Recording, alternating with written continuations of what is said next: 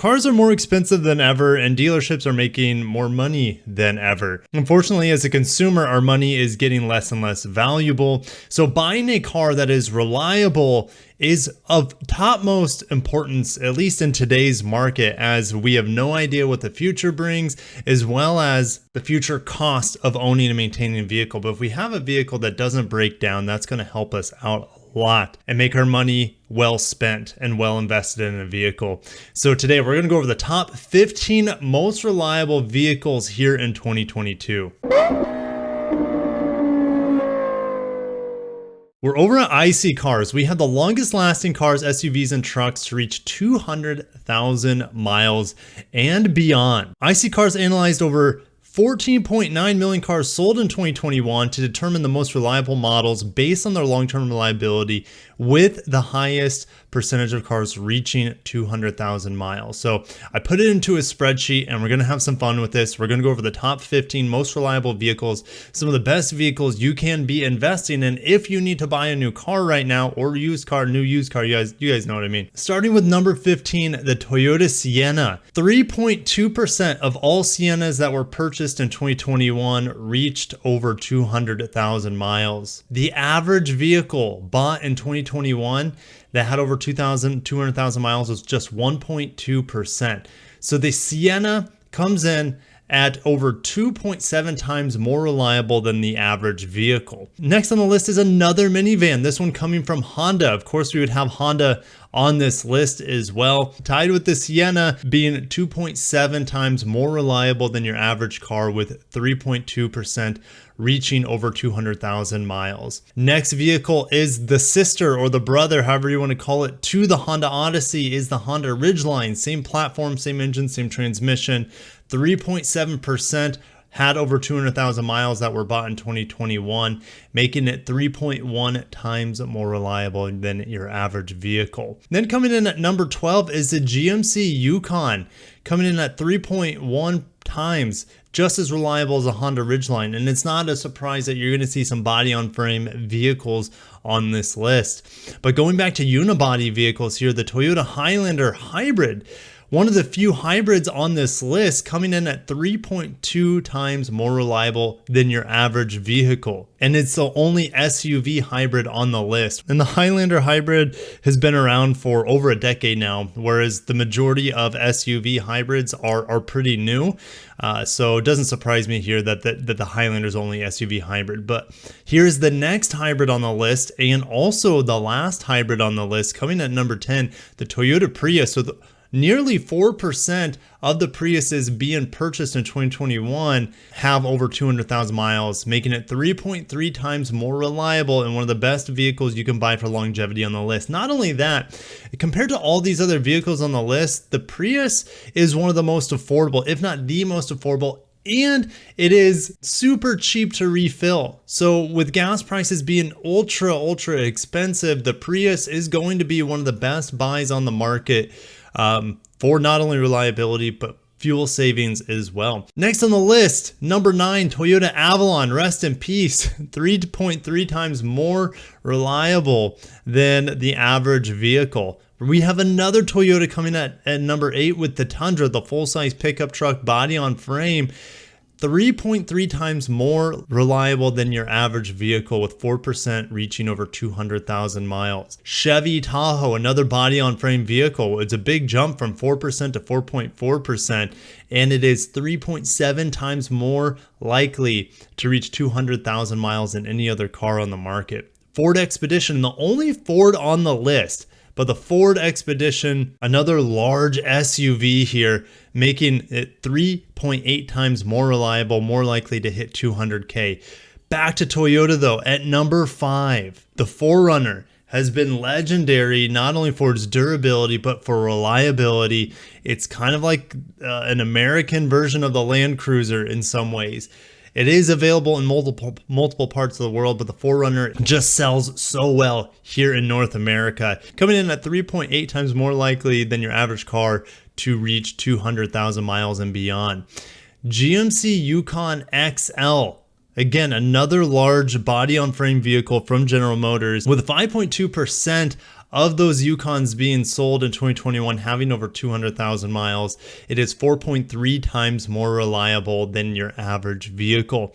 Chevy Suburban, which is the same thing as the Yukon XL, right? So the Chevy Suburban coming in at 5.5 times. Now, why is it more reliable than the Yukon XL? It's hard to say, but the Suburban shouldn't be as highly equipped as the Yukon XL, maybe not as many costly repairs, but it's pretty much the same vehicle. That's why they're neck and neck here at number 4 and number 3 here with their reliability. And coming in at number 2, we're back to Toyota, which is going to take the king and queen, or yeah, the number 1 and 2 positions on this list.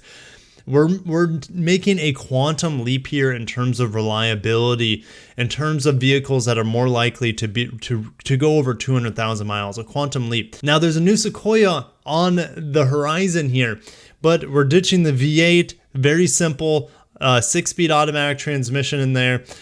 Naturally aspirated 5.7 liter. Then you're going to the 3.5 liter twin turbo V6 with a hybrid, with a battery pack, which doesn't mean anything because we know that the Prius and the Highlander are super reliable and they're using the same battery technology, the nickel metal hydride. So the battery pack should be one of the least worried things on the new Sequoia, but you also have an electric motor in there. Electric motors shouldn't have any issues. They run forever essentially. But the twin turbo V6 is probably in theory the weakest link on the list. And there's also been lots of issues buyers have been having with the twin turbo V6 Tundra. Again, are we going to see the Tundra reach this list as well as the new Sequoia here with the twin turbo V6? There's been wastegate issues on the new turbos. Now, it could just be early production issues, early reliability and quality control issues. That's why everyone typically recommends that you should wait a year or two into a new product life cycle and lifespan to buy the vehicle for the best build quality and reliability. So I have faith that Toyota will iron out the turbo issues on the Tundra, and I don't know how widespread it is. I guarantee you the 5 liter V8, as mature as it was later on its lifespan, had no issues with reliability, and they're essentially bulletproof. We need to move on from talking about twin turbo V6 and the Sequoia, and we're going to the Land Cruiser, which is also using the twin turbo V6 now, but the Land Cruiser has been canceled, and it is 15.2 times more reliable than the average vehicle on the road.